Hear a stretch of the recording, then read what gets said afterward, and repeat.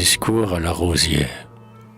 C'est un devoir bien doux pour moi, mademoiselle, d'affirmer devant tous que vous êtes bien telle que l'on vous annonça, que vous l'avez encore, votre fleur d'innocence aux étamines d'or, et je suis fier de ce qu'une fête éphémère, pour cette circonstance unique, m'éphémère.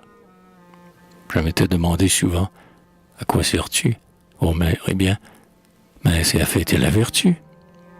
Je demande, messieurs, toute votre indulgence, car je n'ai dans ma vie harangué l'innocence, et les plus chastes mots du monde, en vérité, ne sauraient dire un tel vase de pureté. En vous apercevant sous ce costume insigne, j'ai reconnu d'abord que vous étiez un cygne dont je voudrais être le long grain qui lie à l'Éden tant de trains. En vous voyant si blanche et si pure, nous crûmes à quelques merles blancs, à quelques lys à plumes. Il est bien évident que si vous le vouliez, n'est-ce pas, fleur oiseau, vous vous envoleriez. Certes, d'autres pays ont aussi leurs rosières, Nanterre et Trépanier, Clermont-Ferrand, Asnières. Mais il y a rosière et rosière, pardi, qui durent à peu près ce que dure un mardi. Ces rosières-là, l'on sait, c'est qu'en vos l'aune, on les donne pour rien à Saint-Ouen l'aumône. Pourtant, vous en avez plein Montmartre, messieurs. J'en vois même d'ici qui me crèvent les yeux.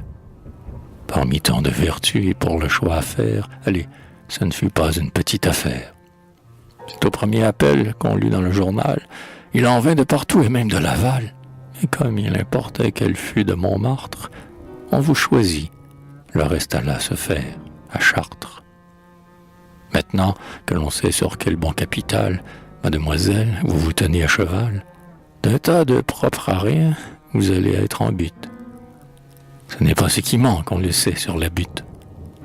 L'un vous proposera de vous flanquer des pains, l'autre de vous poser simplement des lapins.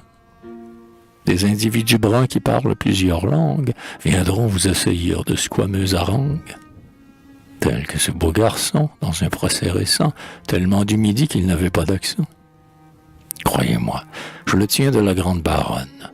Une langue suffit pourvu qu'elle soit bonne.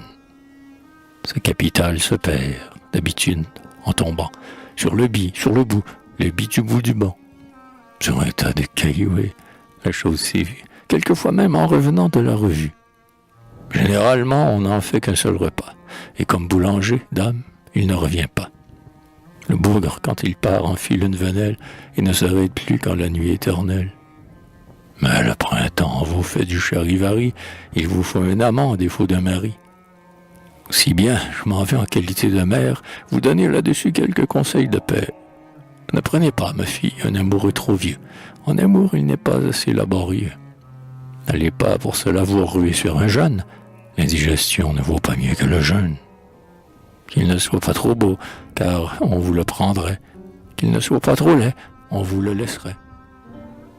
Qu'il ne soit ni petit ni grand, ô citoyenne. Choisissez-le plutôt d'une bonne moyenne. Méfiez-vous aussi des gens qui sont trop gras. Les gras s'en vont en diliquium dans vos bras. Et des maigres, le maigre est toujours un peu maigre. Entrelardez vaut mieux.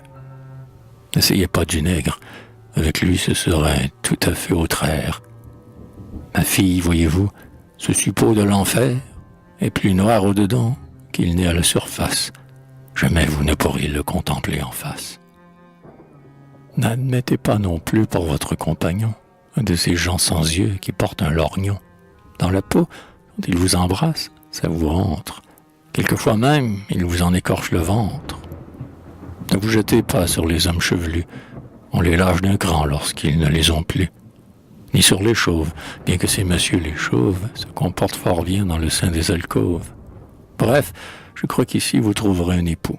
Mais permettez, avant de m'éloigner de vous, que mes longs cheveux blancs que leur néant décor vous donnent, mon enfant, quelque vie encore.